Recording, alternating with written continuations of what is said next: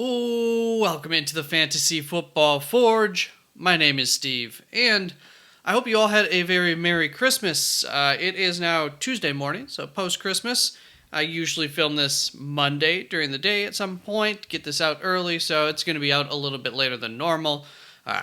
Sorry about that, but hey, Christmas things happen. So, of course, we will do the normal video here today. I'll follow up on some injuries, old ones, new ones, to see who may be coming back, who will probably be exiting our lineups this upcoming week, who has a chance to maybe come back anyways, despite getting injured this past week, those types of things.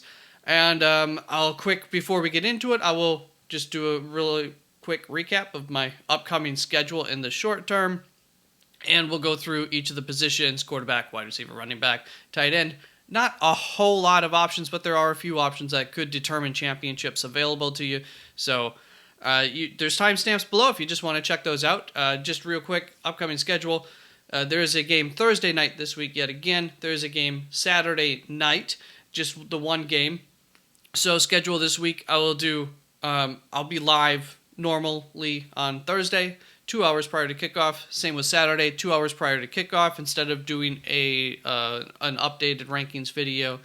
And then I will be, as always, live Sunday morning. So, please stop in, say hi, if nothing else. I hope you guys all made it to your championships. If you're watching this video, you probably did, so congratulations to you. If not, thank you for watching the video anyways. I appreciate it, and, if you're still watching the video for a reason, despite not being in the championship, good luck with your game this week.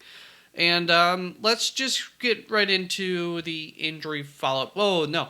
Next week, I will be here available for those who are in Week 18 games. So don't worry, I'm not going to leave you hanging if you are one of the few who does that, although you might want to think about changing that.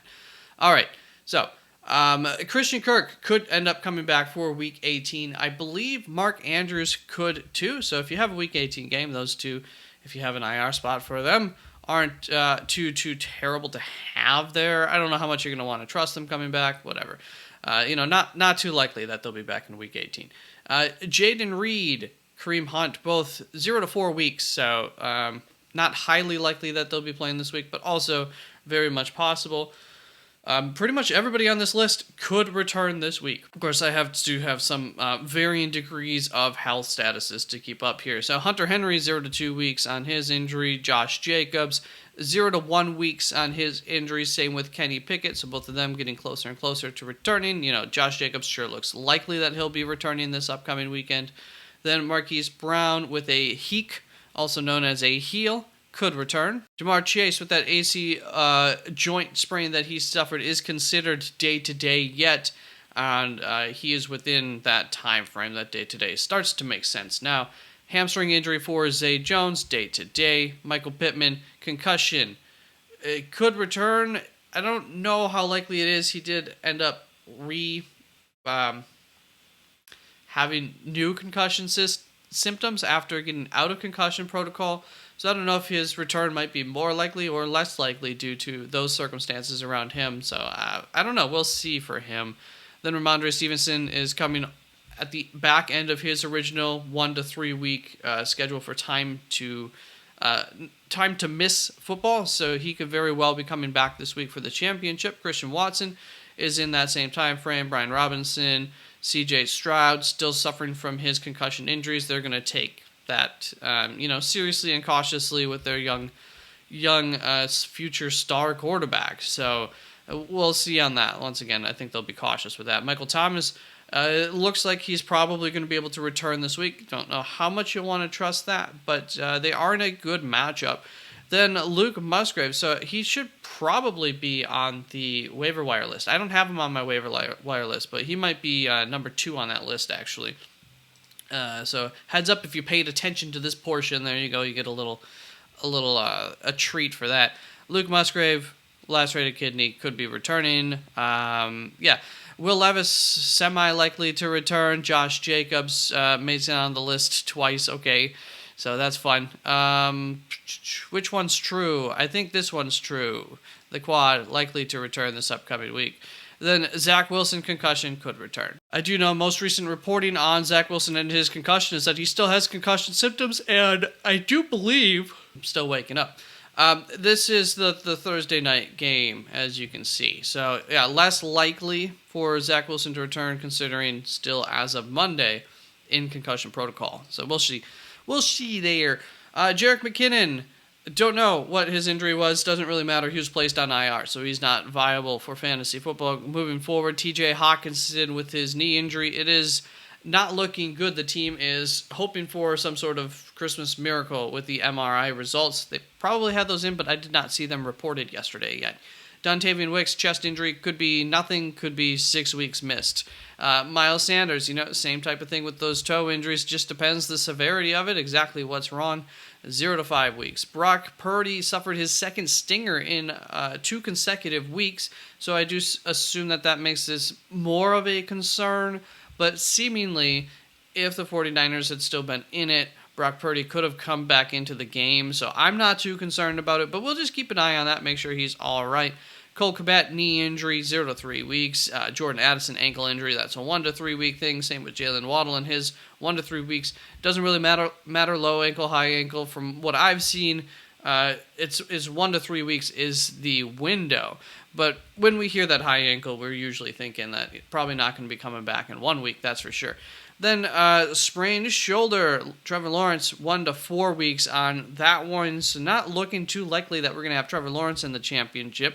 Raheem Mostert, don't know if he's truly injured and what it would be if he is. So we'll just see on that. He's obviously going to be held out of practices and stuff. So that's probably going to be one that we're not going to know until later in the week at some point. So be patient with that one. Isaiah Pacheco, Cortland Sutton both suffered concussions. We would expect them to each miss this week's game.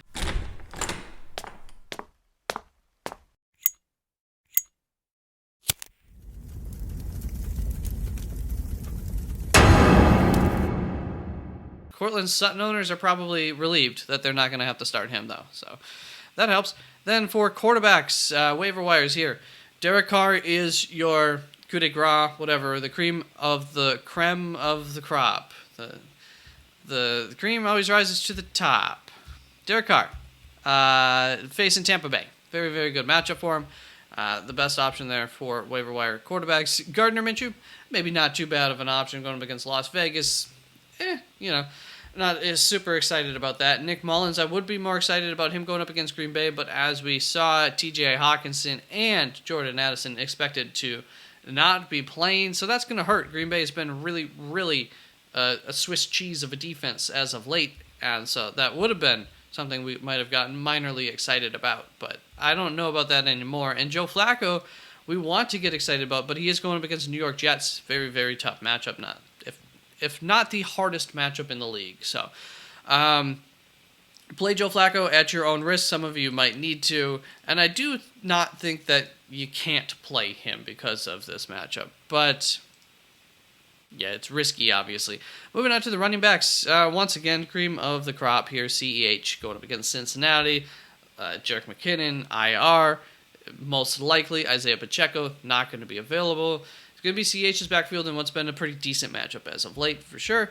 Then Jeff Wilson Jr., with that Raheem Mostert scare, staying on top of that, he could be the lead back. He could be in a complete split. He could be in the the lower of a split with Devon Achane. Who knows exactly how they'll end up treating that, but I would think he'll be the guy who gets the first carry of the game if Raheem Mostert is missing. Unfortunately, going up against Baltimore, not a good matchup. Zamir White going up against Indianapolis, very good matchup, but I don't, I'm expecting Josh Jacobs to be back, so I'm not really expecting him to be useful. So just like Jeff Wilson, grab him, hold on to him, and not really expecting to get too much from them, but who knows. Khalil Herbert, the same situation here. Deonta Foreman was a healthy scratch. It was personal reasons that he missed the game. Who knows what those personal reasons are? You would think he'll probably be available for next week, though. And on top of that, even if he's not, and even if Khalil Herbert's going, he's going up against Atlanta. It's a very tough matchup. You don't love it, but all three of these, pick whichever one you feel the best about, and they're all in the same boat there. CH, obviously, heads and heels above the rest. Wide receivers, it's pretty barren. Romeo Doubs is the guy who to me, is heads and heels above the rest. But also Josh Downs in a good matchup. Rashid Shaheed. These guys are all in solid matchups here. So Rashid Shaheed also a good option. Demarcus Robinson, obviously he's been hot as of late in a good matchup. Curtis Samuel, solid matchup and always an option for you there. So that's how the wide receivers break down for me so far. I missed. Hold up, I have it written down. KJ Osborne. I'm not too excited about that going up against Green Bay. Still something. We'll put him right ahead of Rashid Shaheed. So the only reason I'm keeping Josh Downs up ahead of KJ Osborne comes down to I'm basically operating off of assuming Michael Pittman actually does miss this game, in which case Josh Downs, in line for more targets and all that good stuff, which I would like him more in a good matchup than KJ Osborne. Then for the tight ends, got a couple of options for you. Gerald Everett, I think he's averaging like 8 targets in the last 3 games in a row, so that's good, and he's in a very, very good matchup against Denver for tight ends. So he's your top pick. Then for, it's in the morning. Tucker Kraft, Luke Musgrave, either one of them, both of them. Obviously, if Luke Musgrave returns, that reduces Tucker Kraft a little bit. Luke Musgrave would probably be the higher ranked of the two. But they're short a lot of weapons, so I'd assume they'll both get some play. Going up against Minnesota, I don't know. It's a risky move. Tucker Kraft alone would not be such a risky move. And then Juwan Johnson coming off of 1 or 2 games maybe in a row. I think it's 2 weeks in a row here where he's had good games and he's in a good matchup against Tampa Bay. So that's good. DST's just pulling over what we had last week here. Indianapolis going up against Las Vegas. Solid matchup, and Indy has been doing quite well as a DST. Denver Broncos going up against Los Angeles Chargers. Denver's, been solid as a defense for some time now. Los Angeles Chargers are on Easton sticks, so you would think that there's some solid upside there. And Jacksonville Jaguars going up against Carolina, so that's a solid matchup there. Very good matchup for Jacksonville. Although, Carolina's on a heater right now. They've been doing really well for 1 week, so watch out, world. All right, that is it for the waiver wire video. Normal videos, videos will be coming out as normally this rest of this week. So, once again, hope you guys had a very, very Merry Christmas. Hope you guys are going to have a good stretch here for the rest of the holiday season, and I will see you with the other videos. Peace out. Please drop a like. Always helps. Bye-bye.